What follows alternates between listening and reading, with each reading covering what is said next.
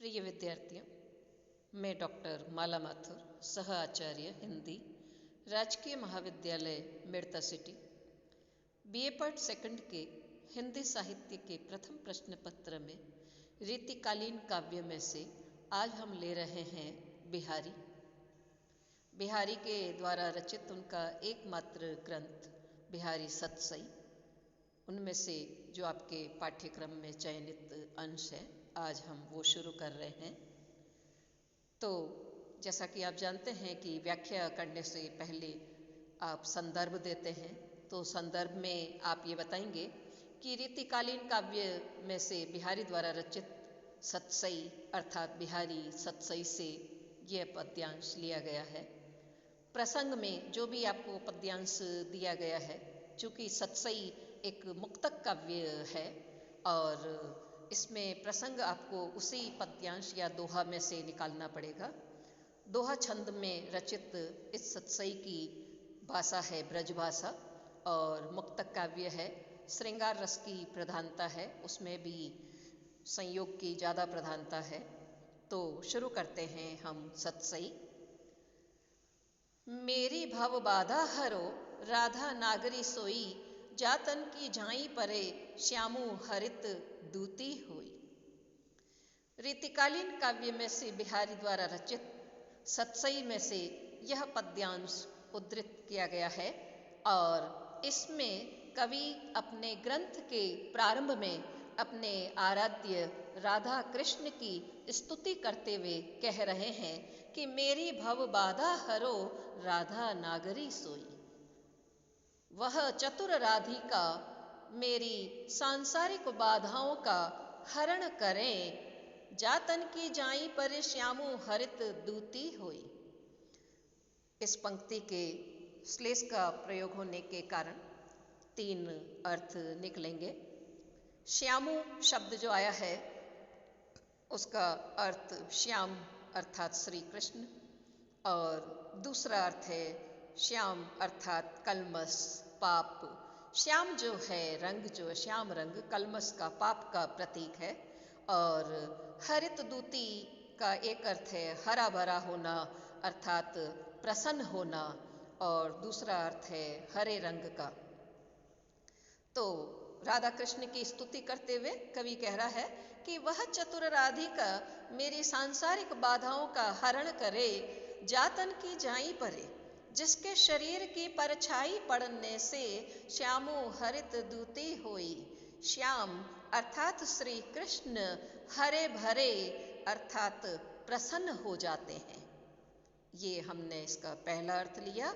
फिर इसी पंक्ति का हम दूसरा अर्थ लेते हैं कि जातन की जाई परे, वह चतुर राधिका मेरी सांसारिक बाधाओं का हरण करे, जिसके शरीर का प्रतिबिंब पड़ने से श्यामु हरित दूती होई। श्याम मतलब वही श्री कृष्ण है यहाँ पर और राधिका का वर्ण जो है गौर वर्ण है, सुनहरा वर्ण है। तो राधिका का गौर वर्ण और श्यामु श्याम अर्थात श्री कृष्ण और फिर उनका वर्ण भी श्याम।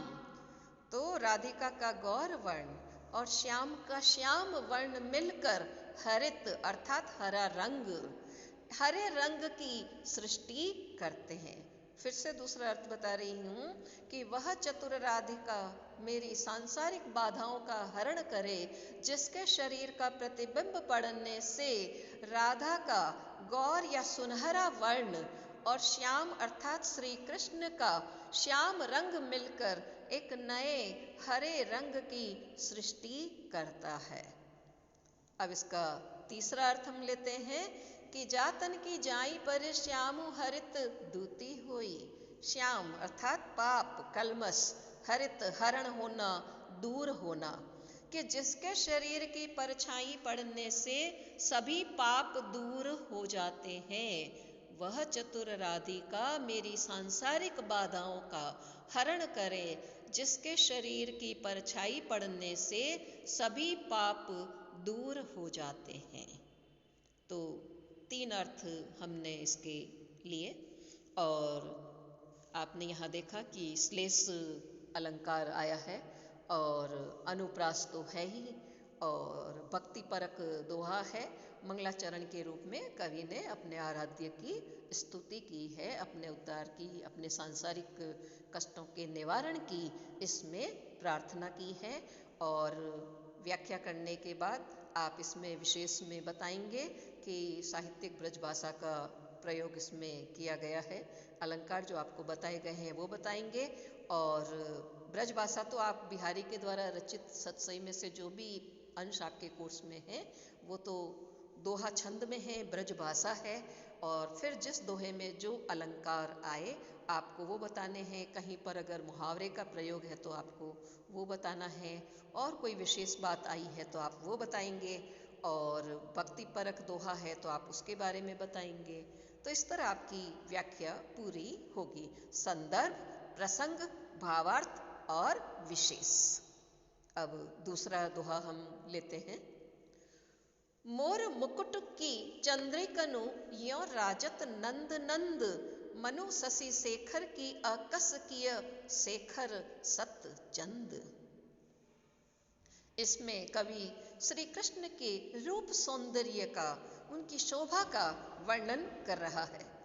श्री कृष्ण जो अपने मस्तक पर मोर पंखों का मुकुट धारण करते हैं, तो उसे धारण किए वो कैसे सुशोभित हो रहे हैं, कवि उसका वर्णन इसमें कर रहा है। कवि कह रहा है कि शत शत चंद्रमाओं से अंकित मोर पंखों का मुकुट धारण करने से नंद नंदन अर्थात श्री कृष्ण ऐसे सुशोभित हो रहे हैं जैसे मानो उन्होंने शशि शेखर अर्थात शिवजी से प्रतिस्पर्धा करने हेतु अपने मस्तक पर 100 चंद्रमा धारण किए हुए हों। इसमें अनुप्रास, व्यतिरेक, यमक और उत्प्रेक्षा अलंकार है। तंत्री नाद कवित रस सरस राग रतिरंग, अनबूढ़े बूढ़े तरे जे बूढ़े सब अंग। इसमें कवि ये बता रहा है कि किसी भी ललित कला का अगर हमें आनंद उठाना है तो उसमें तन्मय होना आवश्यक है, भाव विभोर होना, उसमें डूबना आवश्यक है, तभी हम उसका पूरी तरह से आनंद उठा सकते हैं। तो कवि कहता है कि तंत्री नाद कवित रस सरस राग रतिरंग, कि वीणा आदि वाद्य यंत्रों की ध्वनि, कविता, राग रागीनियां और प्रेम के रंग में अनबूढ़े जो नहीं डूबते, बूढ़े वे डूब जाते हैं, तरे जे बूढ़े सब अंग, और वो तिर जाते हैं, तर जाते हैं जो सभी अंगों सहित उसमें डूब जाते हैं। अर्थात इन सभी चीजों का, कलाओं का आनंद वही व्यक्ति ले सकता है जो अपने आप को पूरी तरह से उसमें डुबो लेता है, तन्मय हो जाता है, एकाकार हो जाता है, भाव विभोर हो जाता है। ललित कलाओं से प्राप्त ये आनंद या रस ब्रह्मानंद सहोदर होता है। उसके लिए व्यक्ति को उनसे तादात्म्य स्थापित करना होता है। तो इसमें विरोधाभास है। कवि कह रहा है कि जो नहीं डूबे वो डूब गए, और जो डूबे वो तर गए। विरोध का आभास होता है, लेकिन अगर हम उसका वास्तविक अर्थ करें कि यहाँ कवि का अनबूढ़े और बूढ़े से क्या तात्पर्य है, कवि यहाँ कह रहा है कि बूढ़े जो डूबना अर्थात तन्मय होना, और अनबूढ़े जो नहीं डूबे अर्थात उसमें एकाकार नहीं हुए, तन्मय नहीं हुए। तो अनुप्रास, विरोधाभास और पुनरुक्ति प्रकाश अलंकार इसमें है। कीने हो कोटिक जतन अब कही काढ़े कौन, मोमन मोहन रूप मिली पानी में को लोनू। श्री कृष्ण के रूप सौंदर्य में डूबी हुई गोपी अपने मन स्तुति का वर्णन इसमें कर रही है। वो कहती है कि मोमन मोहन रूप मिली, कि मेरा मन मोहन के रूप सौंदर्य की माधुरी में ऐसे मिल गया कि पानी में को लोनू, कि जैसे पानी में नमक। इसलिए कीने हो कोटि का जतन, चाहे करोड़ों उपाय कर लिए जाएं, अब कहीं काढ़े कौन, अब उसको कौन निकाल सकता है। गोपी कहती है कि करोड़ों यत्न करके भी अब मेरे मन को श्री कृष्ण के रूप सौंदर्य की माधुरी में से कौन निकाल सकता है, क्योंकि वो तो उसमें ऐसे मिल गया है जैसे पानी में नमक, के पानी में घुल जाने वाला नमक उसमें से पृथक करके नहीं निकाला जा सकता, वैसे ही श्री कृष्ण की रूप माधुरी में डूबा हुआ जो मेरा मन है उसे नहीं निकाला जा सकता है। अनुप्रास और दृष्टांत अलंकार है। अरे हंस या नगर में जइयो आपु विचारी, कागनी सो जिन प्रीति करी, कोकिल दर्श बिडारी। इसमें ये नीति का दोहा है। इसमें कवि ये बता रहा है कि जिस स्थान पर विद्वानों का मान सम्मान नहीं होता है वहां उन्हें नहीं जाना चाहिए। तो इसमें अन्योक्ति है। हंस को संबोधित करते हुए कवि कह रहा है कि अरे हंस, उस नगर में जाने से पहले तुम विचार कर लेना। क्यों कि कागनी सो जिन प्रीति करी, कोकिल दर्श बिडारी, क्योंकि वहां के लोग कौवों से प्रेम करते हैं और कोयल को देखते ही भगा देते हैं। अर्थात वहां गुणों की कद्र करने वाला कोई नहीं है। कोयल प्रतीक है विद्वान का, कौवा प्रतीक है गुणहीन अज्ञानी व्यक्ति का। तो इसमें अन्योक्ति है और अनुप्रास है। यह बरिया नहीं और की, तू करिया वह सोधी, पाहन नाव चढ़ाई जिही, कीने पार पयोधी। भगवान की शरण में जाने से ही किसी भी प्राणी का उद्धार हो सकता है। यही बात कवि इसमें समझाना चाह रहा है। भक्ति परक दोहा है। मनुष्य को संबोधित करते हुए कवि कह रहा है कि हे मनुष्य, अब जब संसार सागर को पार करने का अवसर आया है तो यह अवसर या समय किसी और की खोज करने का नहीं है। तू तो उस नाविक की खोज कर जिसने पत्थर की नाव बनाकर समुद्र पार कर लिया था। नल नील के द्वारा राम नाम के पत्थरों का सेतु बनाकर वानर सेना उस समुद्र को पार करके जो लंका पहुंची थी, तो उस घटना का, उस अंतर कथा का संकेत कवि ने इसमें दिया है कि भगवान की कृपा से पत्थर भी पानी में तिर जाते हैं। तो तू तो हे मनुष्य इस भवसागर को पार करने के लिए इधर उधर मत भटक, तू भगवान की शरण में जा, तभी तेरा उद्धार होगा।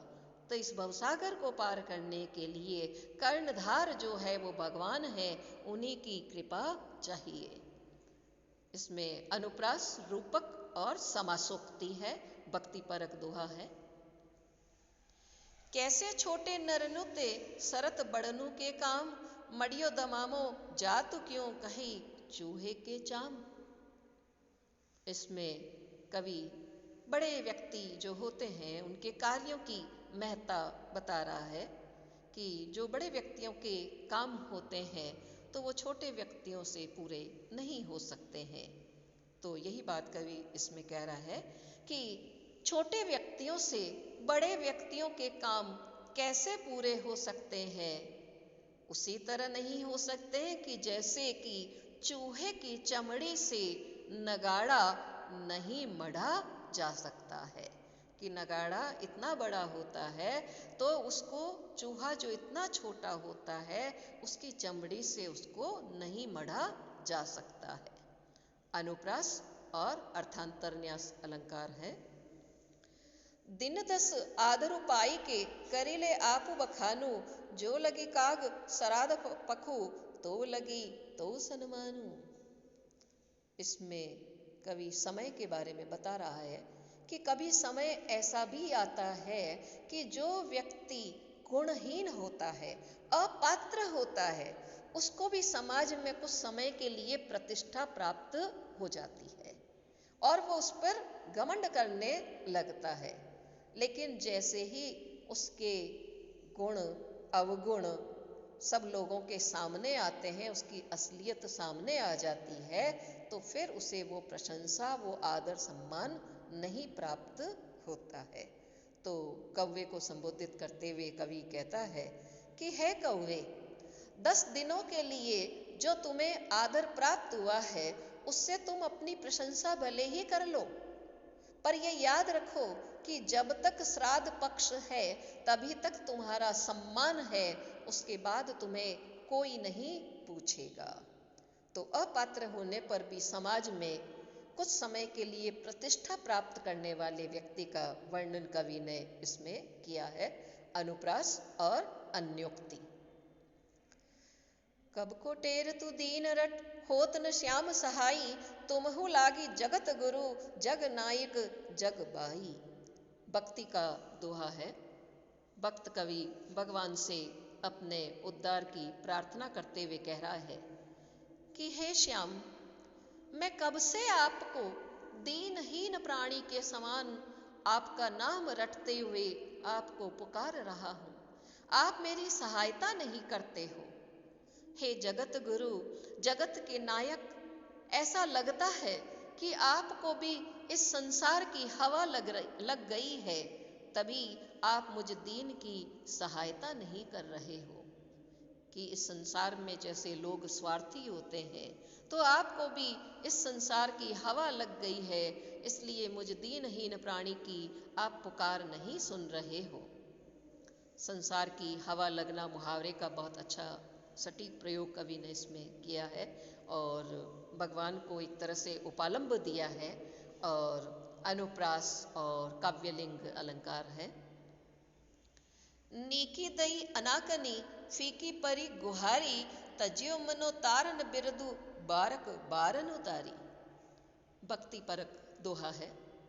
वही भगवान से अप्रत्यक्ष रूप से अपने उद्धार की प्रार्थना कवि कर रहा है। कवि कहता है कि हे भगवान, ये आपने क्या किया, अच्छा किया क्या कि आपने मेरी पुकार अनसुनी कर दी। आप आनाकानी कर रहे हो। ऐसा लगता है कि एक बार मगरमच्छ के बंधन से हाथी को छुड़ाकर उसका उद्धार करने का जो यश आपको इस संसार में प्राप्त हुआ था, आपने उसको त्याग दिया, तभी आप मेरा उद्धार नहीं कर रहे हो। मगरमच्छ से हाथी की रक्षा करने हेतु भगवान नंगे पैरों दौड़ते आए थे, हाथी की रक्षा की, उसका उद्धार किया। उस अंतरकथा की तरफ कवि ने संकेत किया है और अपने उद्धार की प्रार्थना की है, उपालंब दिया है कि आप मेरी पुकार क्यों नहीं सुन रहे हैं। अनुप्रास वक्रोक्ति और उत्प्रेक्षा अलंकार है। प्रगट भय द्विज राजकुल, सुबस बसे ब्रज आई, मेरो हरो कलेस सब, केशव केशव राई। इसमें कवि स्वयं के बारे में बताते हुए भक्ति भावना भी प्रकट कर रहा है। कवि कहता है कि केशव केशव राई, वे केशव, केशव अर्थात श्री कृष्ण, केशव राई, केशव राय अर्थात उनके पिताजी बिहारी के, वे केशव रूपी केशव राय, मेरो हरो कलेस सब, मेरे सभी दुखों का हरण करे, जो सुबस बसे ब्रज आई, जो ब्रज में अपनी इच्छा से या भली प्रकार से आकर बसे हैं, और प्रगट भय द्विजराज कुल, जो द्विजराज कुल अर्थात श्रेष्ठ चंद्रवंश रूपी श्रेष्ठ ब्राह्मण वंश में उत्पन्न हुए। फिर से पूरा अर्थ हम लेते हैं कि वे केशव रूपी केशव राय मेरे सभी कष्टों का, क्लेशों का, दुखों का हरण करें, जो ब्रज में अपनी इच्छा से भली प्रकार से आकर बसे हैं और जिनका जन्म द्विजराज कुल या श्रेष्ठ चंद्र वंश रूपी द्विजराज कुल या श्रेष्ठ ब्राह्मण वंश में हुआ। इसमें यमक और श्लेष अलंकार है और अनुप्रास तो है ही। इस वीडियो में इतना ही। धन्यवाद।